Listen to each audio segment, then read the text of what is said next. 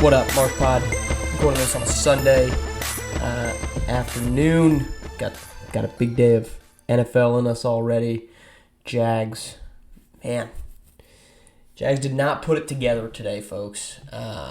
Tough loss to the Texans, and CJ Stroud looked pretty good from a rookie QB standpoint, but man, they just tough day for the defense. That defense just looked like they never had anybody covered. Like, there was a 3rd and 3 when they cut it to 10, and I think it was Tank Dell's touchdown, and they just left wide open. It happened multiple times. Tank Dell primarily, the one that just left, but like that defense was just, it was bad. So Jags 1-2 now, not what you like to see, but on the road for the Falcons, and I don't know how the Falcons are 2-1, but that's a must win.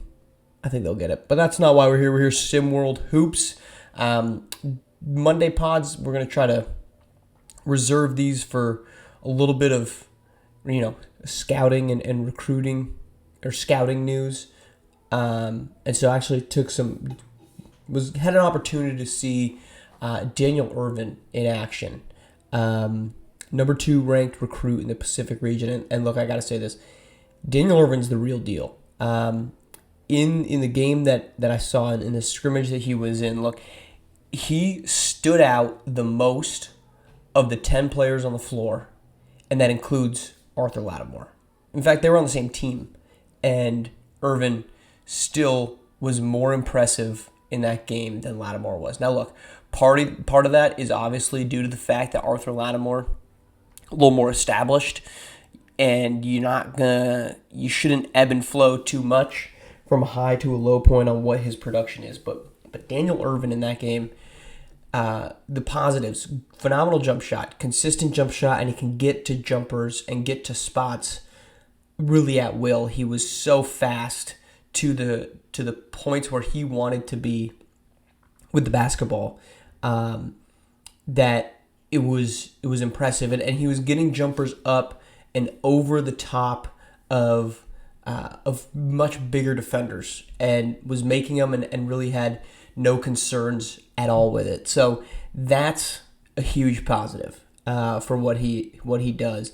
He's quick. The defensive end, he's going to be a guy that's not going to get beat handily, and obviously, for a point guard, that's what you're looking for. And then he also had, when he went into the post against other guards, he had a decent amount of post moves, again, for a guard. That's all the positives. The not so positives: he was very ball dominant. It's a scrimmage, you're not drawing up plays for everybody, but when he had the ball, he was shooting it, man. I mean, he was not getting the ball and dishing to anybody else. That's not a bad thing. He should still find his way to 2 or 3 assists per game, just based purely off the fact of how often he had the ball. But he wasn't really, taking the ball in pick and roll and getting Lattimore going, which is what I was kind of surprised about, was that lack of those two teaming up and not necessarily being on the same page, it appeared. So I think that's one of the question marks that I have, or I would have, is, a little bit more of a distributor. Also, he settled for mid-range jumpers. He hit a lot of mid-range jumpers. That's obviously a positive thing. However, on the opposite side of that, he wasn't really getting into the paint off the bounce. I think he started the scrimmage with a bucket. After that was really inside, that is. After that, a lot of his buckets were coming from jumpers. Again, that's not a bad thing. That's perfectly fine. However, it does make you a little concerned of that's where you got to develop. And look, we're in the... These guys are 15, 16, 17 years old. These aren't going to be fully polished players. They're going to have to go places that fit them, that makes sense for them, and that can develop those skill sets. he's already got a really great one as a jumper. But one thing that he'll need to find is the ability to get downhill, attack the paint off the dribble. But you're not going to say he can't do that and suddenly consider that to be the largest detractor. So, look, Daniel Irvin, number 2, I know that he's getting some attention from Cascadia. I don't think that's it. I think you're going to see a lot more. If Raining Trays isn't putting in a call, they're missing an opportunity. The California teams, should be making the cursory call. He's the type of guy that a sponsorship's worthwhile, using on him.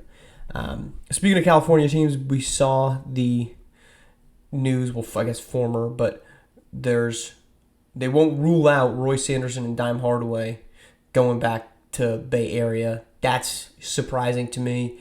I wonder if we've seen the ceiling of that team, if that's where they go. You could say all you want, so-and-so is coming back to be the number 1. There's just a lot of mouths to feed on that group. And I don't know why last season he wasn't the number 1. So why are we going back and saying, oh, well, now he's going to be? What's changed? Truthfully, I want to see Trey Hyman be the number 1 guy. And look, I'm not saying this is a bad thing if that were to end up happening. But why? We've seen what that team is, and they were good. They weren't the best team in the league, and it was tough to convince myself that they were going to win it all last season, and obviously they didn't. I'm just, there's only so many times you do the same thing over and over again and get the same results and not mix it up. That being said, maybe there is something new. It'll be interesting to see if that's where it's going to go.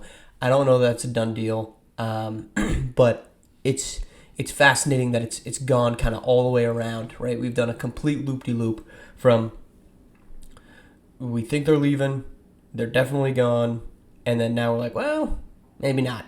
And maybe we just get back to where we were 2 months ago, and this was just an exercise in talking. So we'll be back on Friday.